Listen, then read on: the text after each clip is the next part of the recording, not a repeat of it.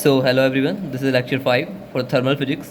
In the last lecture we have started the Maxwell-Boltzmann distribution or the velocity distribution, and we have seen the general theory, and we deduced this graph, and I told you these relations that this curve contains all the points with different velocities. Means in a gas there will be different molecules with the different speeds, and that's what we study in the Maxwell-Boltzmann distribution.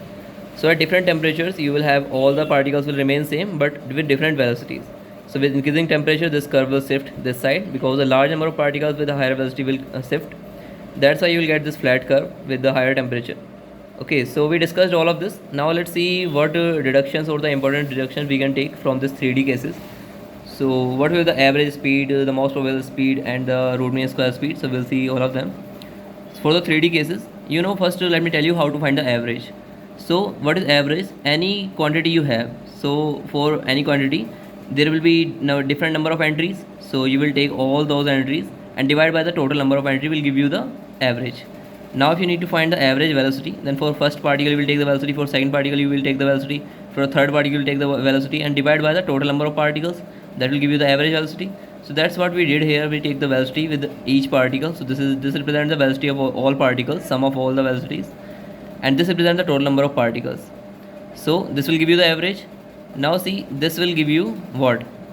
This will give you the total number of particles, that is n. So either you can just directly calculate from here, or you can see divide numerator and denominator by the n. So you will get divide by n here, and this is nothing but probability function, and the complete probability is always equal to 1, and this is again probability, so this will be 1, and only thing is remaining is mu and f nu. So sorry, velocity. So this is your what? This is your average velocity, and that is depending on the probability. So this formula for any quantity. So just first quantity, the probability of that quantity plus second quantity, probability of that quantity. So that will give you what? That will give you the average value. So that is the second way to find. So this is the same thing as this. So either you can go this way or this way. Both will give you same result. So you know the formula of probability function, and just multiply with the mu. So mu square will multiply with the mu square, and mu will give you mu cube here. So you will get this. Now you need to integrate this. So use the integral results, and this will give you this 1 upon 2 alpha square in place of alpha. This is m upon 2 kt. So this will give you this. Now this is a simple calculation. It will give you under root 8 kt by pi m. So this is your average speed. Now let's find the RMS speed. So RMS speed is nothing but root mean square. First square the speed, take the mean and take the under root. So square and taking the average, and let's find first this value, and the last we will take the root, that is the RMS velocity. So to find the average of a square, now again this is the quantity, it was speed first, and this is the particles. Now this time it is square, so we will just multiply this with the probability. So any variable you have, just multiply with the probability, it will give you the average value. So this is mu square, sorry, v square fv. So we know this probability function, and it is v square term. So v square will give you v4, as it was given v cube here because v square and v. So it will be v4 here. Now just use this formula this time. So you must remember these integrals to solve the numericals very easily. So this will give you in place of k, in place of alpha, this time you have m upon 2 kt. So this will give you 3 kt by m. So this is your VRMS square. Now VRMS will be under root of this value, so it will be under root 3 kt by m. So remember, this is for 3D cases we are discussing, the average speed and the RMS speed. Now let's see the most probable speed. What is the most probable speed? That is the speed which is most particles will have, means large number of most particles will have that velocity is called the most probable speed. So that means here we will get something most probable speed for large number of particles have this velocity, and this is the maximum value of this curve. So how to find the maximum value of a curve? By the function taking, means derivative of this function must give you 0 at this point. So we will do the same, we will take the derivative with respect to the velocity and will give you 0. So dfv by dv will give you 0, and we just solve for the fv. We already know this probability function, so derivate this with respect to v. So this will give you equal to 0. Now solve this, use the product rule. This is first function, this is second function. Now take this term common, this will give you this. Now this can't be 0, this must be equal to 0. From here the v velocity will be 2 kt by m. So for this velocity the probability will be maximum, means this is your maximum probability function or the most probable speed. Okay, so remember these three values for the 3D cases. This is RMS and the average and the most probable speed for the 3D cases. Now see, let me conclude this. So VRMS is this, if you multiply with the Avogadro number here and here, it will give you molar mass, and here it will give you gas constant R, and V average it will give you 8 RT by pi m, and here it will give you 2 RT by m. So these are your three velocities. You can find the ratio of all of them with respect to each other also. Means divide by under root 2 RT by m to all these, and this will give you 1, and this ratio will means this will be your ratio.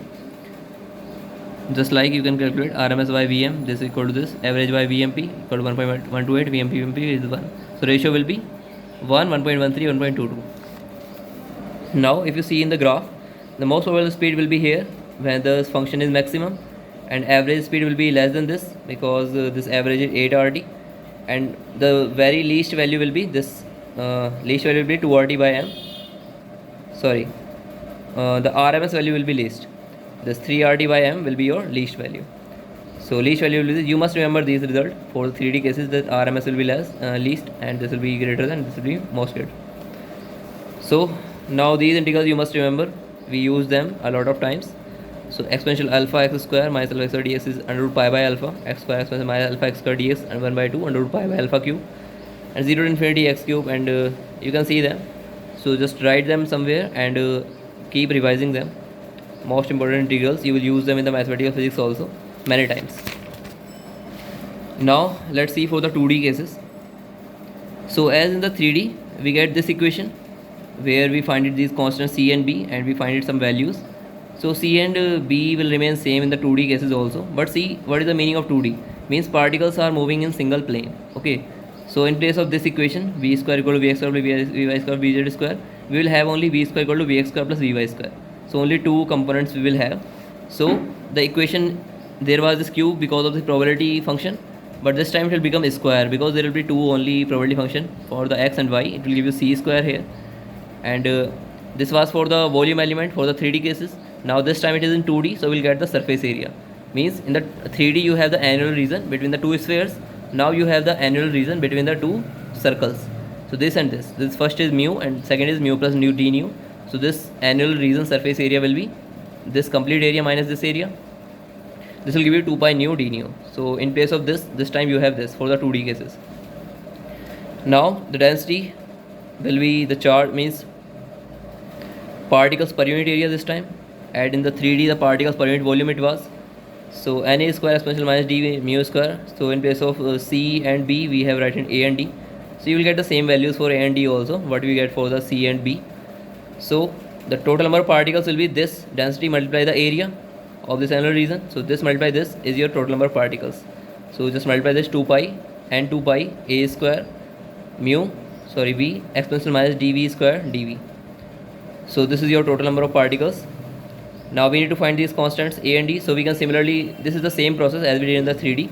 You can find the a and d similarly. So first, to find the a, so n is nothing but total number of particles, and total number of particles is nothing but integrate this, means this is your particles, so we need to integrate this. So only this part will integrate it, and this will give you n. So this integration can be given by this result, 1 upon 2 alpha, and in place of alpha we have d, so it will be 1 upon 2d, and from here a will be under root d by pi. Now to find d, only then we can find a. So this is the relation between a and d. To find d, again we do the same thing, the RMS velocity we will find and equal to the RMS velocity in 2D cases. So this is the average of this, and I already told you how to find the average. This is 1 upon d. Now in 2D, RMS velocity is 2 kT by m, as in 3D it was 3 kT by m. So let me prove you this. For in the 2D cases, why it is 2 kT? So we know to find the energy, what we do, we take the square terms. So the kinetic energy for the 2D cases you have only 2 square terms. For the 3 cases you have 3 square terms. So for 2 square terms it will be half kT, that will be 2 kT by 2. So this will be your energy. Now this will give you kT, and from here V will be under root 2 kT by m. For 3D cases it was Vz square also, so it will be 3 by 2 kT, and we get the 3 kT by m. So that's how we find the RMS for the 2D and 3D cases. Now this must be equal to the under root of this must be equal to the RMS velocity in 2D. So this is under root 2 kT by m. So put it equal to 1 upon d. So this will be d will be m upon 2 kT. So you have find the d, and a will be under root d by pi, and that's how you find the a. And these a and d are same as you have find the c and b. So these are the same values. So we'll get again result this. So this is for the 2D cases, and see what is the difference from the 3D. In the 3D we have a square here and 4 pi here. So but now here in the 2D cases we have 2 pi and mu v. So remember, that's how you can remember this. It is just 4 pi to 2 pi and square to v only in the 2D cases. Now you have the equation or the probability function in the 2D case, so you can find the RMS speed, average speed and the most probable speed for the 2D cases also. So let's find them. So similarly we will apply the same result as we did there. So most probable speed in 2D, we will just put a function derivative equal to 0. That will give you this thing, and most probable speed will be under root RT by m for the 2D case. Now average speed in 2D, so this is speed and the total particle and total number of particles. So just put the value of d and v from here. From here just put equal to 2 pi n and you will get the result. So just solve the integrals. You have all the integral results. So this will give you v equal to under root pi kt by m, pi kt by 2m. This is the average speed in 2D. So remember this. Now the RMS speed in 2D is, again this is in place of v square, in place of v now you have v square dnv, and dnv, put the dnv for 2D and solve this integrals, you will get 2 kt by m. So you must remember these results for the 2D and 3D, the RMS speed, the average speed and the most probable speed. This is the 2 kt by m. Now this is these were in the 2D cases. Now let's see the 1D case.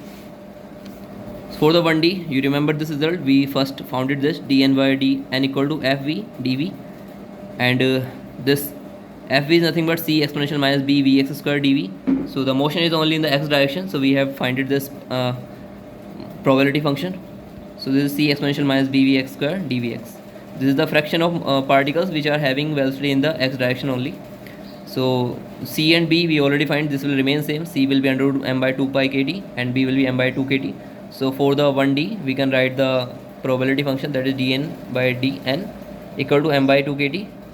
Means from here just substitute the value of c and b, you will get this. Now what is the difference from the 2D and 3D? Now you don't have any pi factor and you don't have any v factor. It is independent of them, so you have only this thing. So remember, this is the case for the 1D, and similarly you can write for the vy and vz also. Now we need to find the most probable speed, RMS speed and the average speed for the 1D also. So see, most probable speed, again take the derivative of this, it will give you this. So from here vx must be 0 to make it 0. So most probable speed is 0 in the 1D case. Must remember this result. And for the RMS speed, sorry, average speed, we will take v dn vx, dn vx. Now this dn vx is this. This is your value now. So see, this multiply vx. So see, this is a odd function because for minus it will give you minus, for minus x it will give you minus x. Means this is the odd function, this will must give you 0 because in the 1D we take the limit from minus infinity to infinity. So this will give you 0, so average speed must be 0 in the 1D also. And the RMS in 1D will be square average. So square term will be even function, so you can take 0 to infinity and multiply by 2. So solve this integral using the formula I have given you, and again it will give you kt by m. So this will be your, means that take the under root, and this will be your RMS velocity in the 1D case, under root kt by m. So that is all in the Maxwell-Boltzmann distribution. So you must remember all the results we have find, all the deduction we have find, and the next lecture we will discuss all the possible questions based on this Maxwell-Boltzmann velocity distribution. And that's all for today. Thank you everyone.